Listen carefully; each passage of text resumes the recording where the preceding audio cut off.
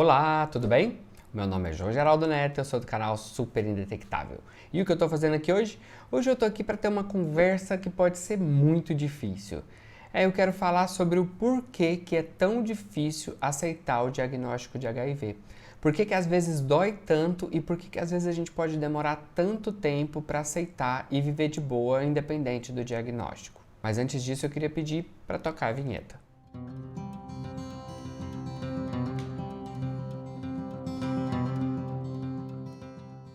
Aí eu queria te convidar agora para seguir esse canal, clicar no sininho para receber alerta toda vez que eu colocar um conteúdo novo por aqui. Se você gostar do conteúdo desse vídeo, compartilha com seus amigos, deixa um comentário aqui para mim, que isso dá uma super força para o canal. E eu gostaria de lembrar que agora a gente tem a área de membros, é uma área exclusiva para membros, onde vocês podem apoiar, dar suporte a esse canal e participar de um espaço exclusivo, que vai ser inicialmente uma live por mês, depois a gente vai aumentando aí à medida que a gente for aumentando esse grupo. Vai ser uma live sobre a vida cotidiana de viver com HIV, ou sobre ciência, ou sobre descobertas do mundo do HIV e da sexualidade. Então vai ser um espaço bem legal e eu queria te convidar, é só você clicar em Seja Membro aqui próximo da descrição do canal. Então, como eu estava falando, eu vim aqui falar sobre a nossa dificuldade, né? Que a dificuldade, na verdade, que muitas pessoas passam, para não dizer absolutamente todas, né? Claro, existem pessoas que recebem o diagnóstico de HIV, já esperavam, às vezes vem até como um alívio, mas a grande maioria das pessoas sofre, e sofre muito com esse resultado. Foi tentando explicar isso que uma grande especialista chamada Elizabeth Kubler-Ross, ela definiu o luto, né, a fase do luto em 5 fases. Por que eu digo luto? Porque se entende que o diagnóstico de HIV também é parte de um processo de luto, né? Que ele é uma ruptura, ele é a quebra, ele é um recomeço. E as pessoas veem muitas vezes o diagnóstico de HIV como a perda, a morte da saúde, mesmo, né, a ciência hoje já dizendo, já comprovando, já demonstrando que a gente pode sim viver uma vida absolutamente saudável independente do vírus. Na verdade, por que é tão complicado a gente encarar o diagnóstico de HIV, mesmo que ele seja muito menos restritivo do que, por exemplo, um diagnóstico de diabetes? Eu queria lembrar que, na verdade, esse assunto ele surgiu de uma live que a gente teve com meu amigo psicanalista Flávio Khalili. Vou colocar aqui no card aqui para vocês verem. É uma conversa super gostosa que a gente teve por mais de 1 hora, onde ele apresenta para a gente diversos motivos, ele destrincha exatamente essas 5 fases e a gente também responde algumas perguntas sobre esse assunto. Então, retomando, a primeira fase descrita pela Elizabeth é a fase da negação. É aquela fase onde a gente procura fazer outros exames, a gente não acredita no resultado, a gente fala, não, isso não pode estar acontecendo comigo, isso é uma mentira, eu vou acordar, eu vou dormir, eu vou acordar amanhã bem, isso tudo é um grande equívoco que está acontecendo na minha vida. Essa fase, ela é uma fase bastante perigosa porque ela pode fazer com que a pessoa simplesmente ignore o diagnóstico, que ela negue ao ponto de não querer nem fazer os exames complementares, que ela negue a ponto de não ir no médico, porque se ela nega, por que ela vai fazer o que ela tem que fazer? Não é verdade? Por que ela vai tomar medicamento se ela nega que tem a doença? E essa fase da negação, ela pode ir, como eu disse, desde o início, assim, de a pessoa não querer nem mesmo fazer os exames complementares, os confirmatórios, até tomar o medicamento. Às vezes ela passa por algumas fases ali do processo de adesão e ela esbarra na parte de tomar o medicamento. E esse processo, como eu disse, ele pode ser muito perigoso, mas ele também pode levar para a segunda fase, que é a fase da raiva. Nessa fase é quando a gente começa a questionar as coisas e dizer o seguinte, cara, como eu sou idiota, como eu sou otário, por que eu transei com aquela garota sem camisinha, por que eu participei daquela festinha mais animada, ou por que eu não me atentei para a camisinha naquele momento. É nesse momento, nessa fase da raiva, aonde vem tudo isso na cabeça. O muito ruim dessa fase é que ela extrapola a ideia da responsabilidade, como eu sempre coloco aqui no canal, né, de entender a nossa responsabilidade para com o nosso corpo, e ela faz cair sobre você, sobre a pessoa, uma culpa muito grande. E essa culpa ela não vai levar a lugar nenhum. Né? Essa culpa ela só vai fazer com que a pessoa entre num círculo vicioso que pode levar ela a adoecer. porque ela se sente como a pior das pessoas, como se essa pessoa fosse a única que comete esse tipo de ação, como por exemplo transar sem camisinha.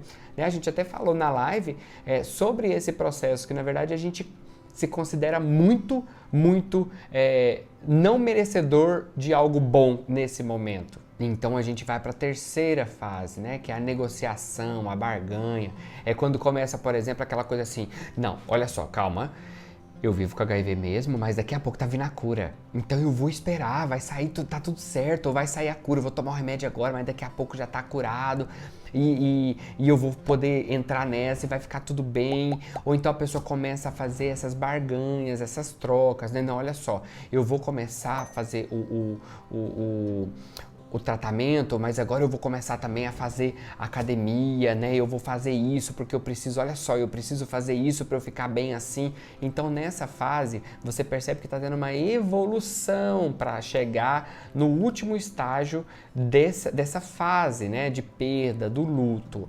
Mas ainda é uma fase que pode demorar muito tempo e essa fase ela pode gerar um desgaste muito grande, porque a pessoa ela vai viver nessa barganha, ela vai viver nessa negociação muitas vezes com ela mesma, né? Então isso acaba levando ela a assumir atitudes que ela nem às vezes consegue sustentar, né? Como é muito comum a gente ver assim, por exemplo, a pessoa se descobre com HIV e aí ela, por exemplo, bebeu numa festa e foi por isso que ela acabou se descuidando um pouco na hora da camisinha, não lembrou da PEP, enfim.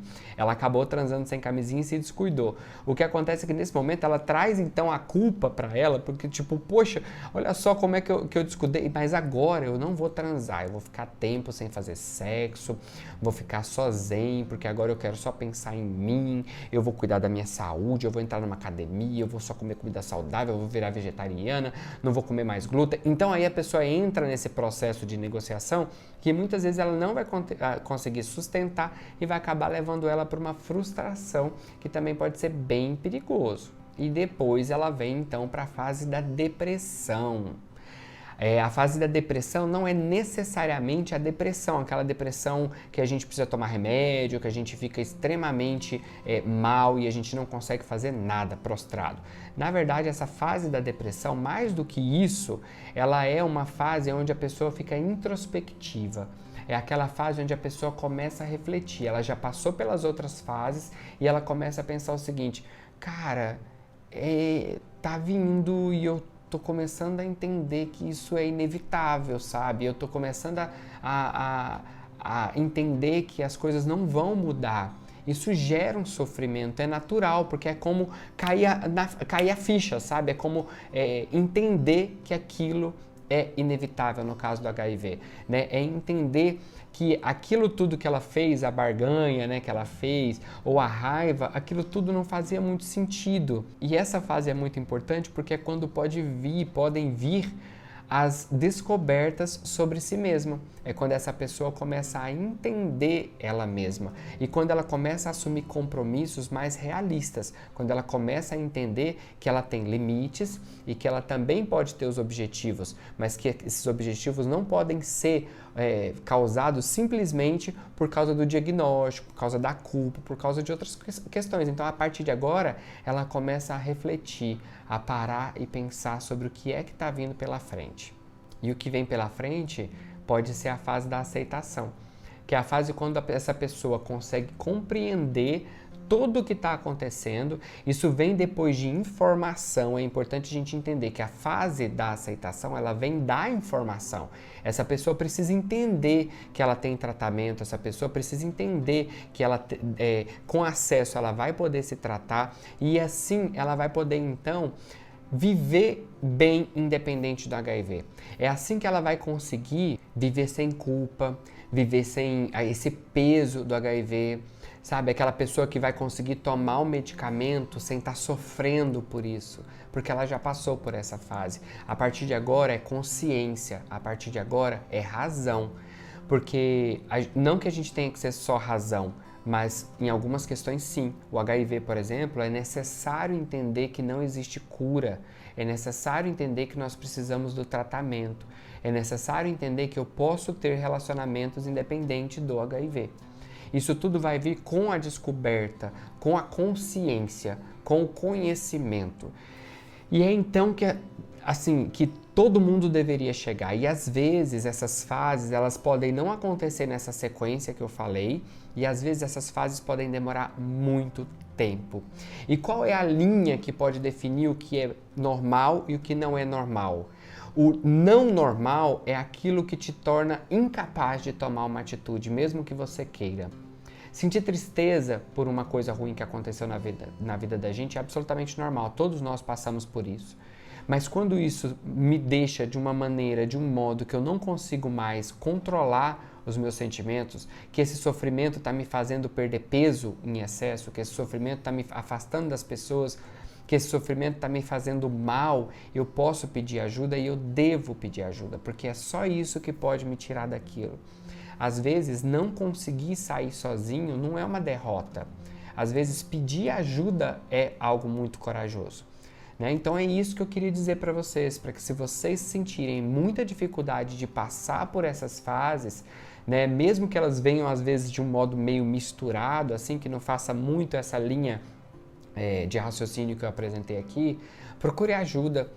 Converse com as pessoas, converse com amigos, converse com a sua família se você consegue, com alguém que você confia, ou mesmo dentro de grupos, A gente tem a rede mundial de pessoas que vivem e convivem com HIV, que é uma rede no Facebook. Eu vou deixar aqui embaixo o link para vocês poderem pedir para fazer parte do grupo. É um espaço muito bacana onde a gente pode compartilhar esses momentos de dor, de sofrimento da gente. E todo mundo sofre, tá? Não é porque eu tô aqui falando com vocês aqui de uma maneira tranquila sobre o meu HIV que eu não sofro também. Eu sofro por outras coisas, O HIV já não é mais o meu problema, mas eu sofro por outras coisas também. Então é importante a gente entender que quando a gente não está conseguindo, a gente precisa pedir ajuda. Não desiste, não. Tá? Tem muita gente se importando com você, tem muita gente que se importa, tem muita gente que sente a sua falta, tá bom? Fica bem, um beijo grande para vocês todos. Lembrando que eu vou deixar aqui na descrição do vídeo todas as referências que eu estou mencionando aqui nesse vídeo, tá bom? Um beijo grande, fica bem, tchau, tchau.